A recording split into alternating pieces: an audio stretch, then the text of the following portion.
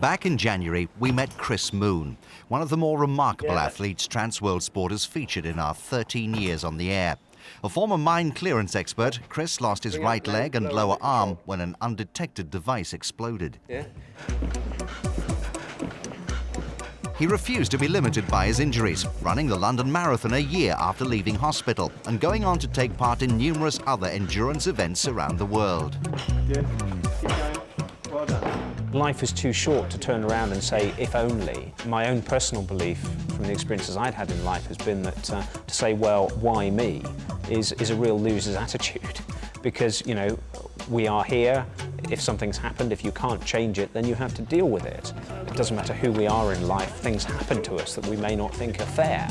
The fact is, we've got to focus on what we've got rather than what we haven't got, and maintain a sense of humour. There are so many good things in life. I focus, when I get up every day, on how lucky I am to see a blue sky or a grey sky. Doesn't matter, it's just good to be here. This positive approach has seen Chris hardly stop running since he lost his leg. Raising awareness and money for mine victims, he's gone all over the globe. From the Marathon des Sables, 240 kilometers across the Sahara in 6 days, carrying all his provisions on his back, to Cambodia, which he ran from top to bottom. That's 700 kilometers in 16 days, roughly a marathon on each one of them, enough to test anyone's sense of humor. Go on.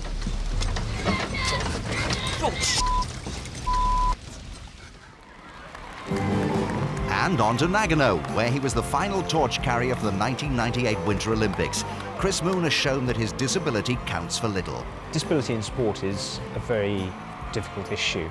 I think it's right to focus on what people can do than what they can't do. So I think it's right to say focus on ability rather than disability.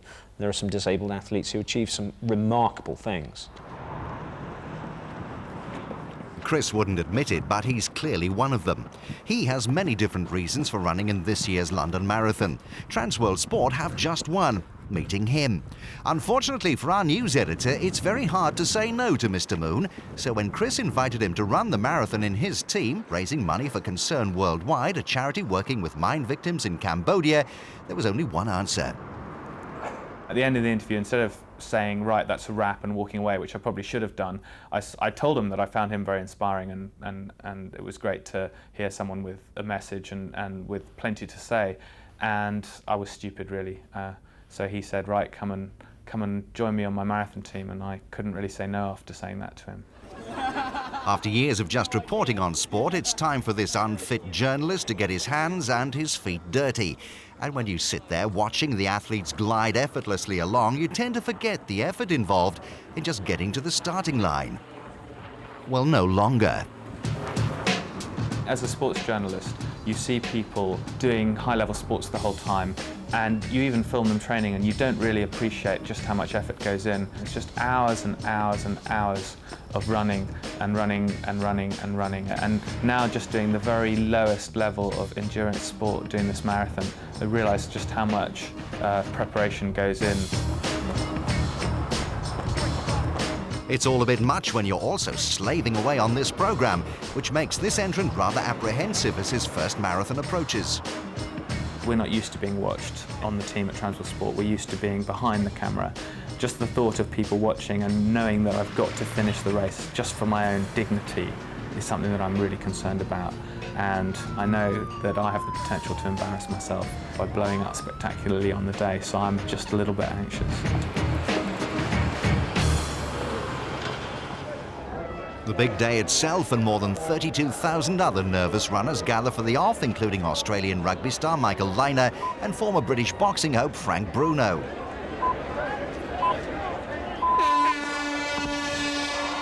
Another British fighter, Nassim Hamed, gets it all underway, and it's time for the runners to take centre stage.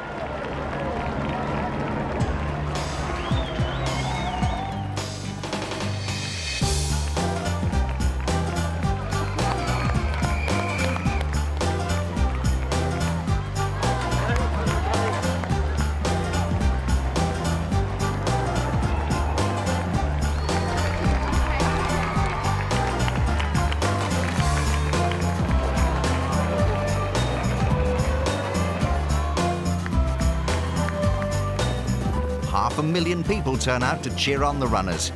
They helped Danny reach halfway at Tower Bridge in OK shape, but there's still plenty of time for the feared blow-up.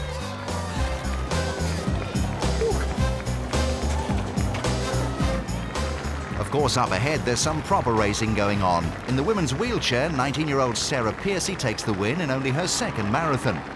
Among the men, another home competitor, Kevin Papworth, sees off South Africa's Ernst van Dijk.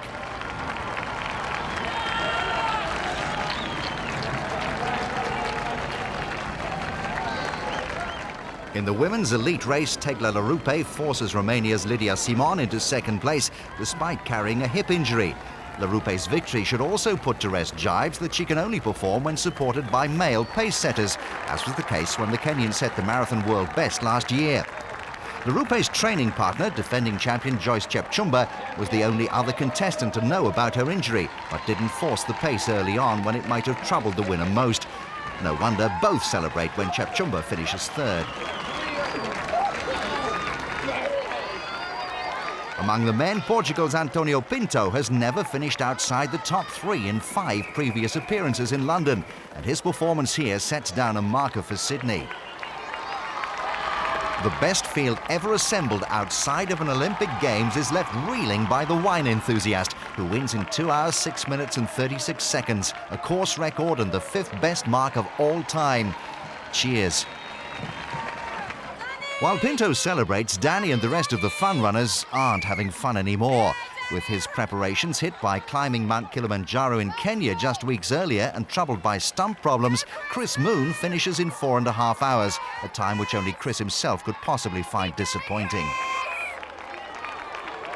Going up towards Buckingham Palace, last 500 yards, I am absolutely crucified. I just want to die. Oh dear. Oh dear. Danny finishes in 4 hours, 16 minutes. Can't let any beat me. Ostrich. It would have been a respectable time if he hadn't been beaten by that ostrich. Oh, no. Ostrich. Oh, yes. Oh, no. Oh,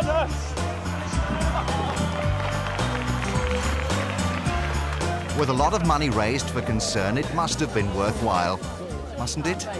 Well, even if Danny swears he will never, ever run another marathon, Chris reckons he'll be back next year. And you know what that means? Oh, lovely.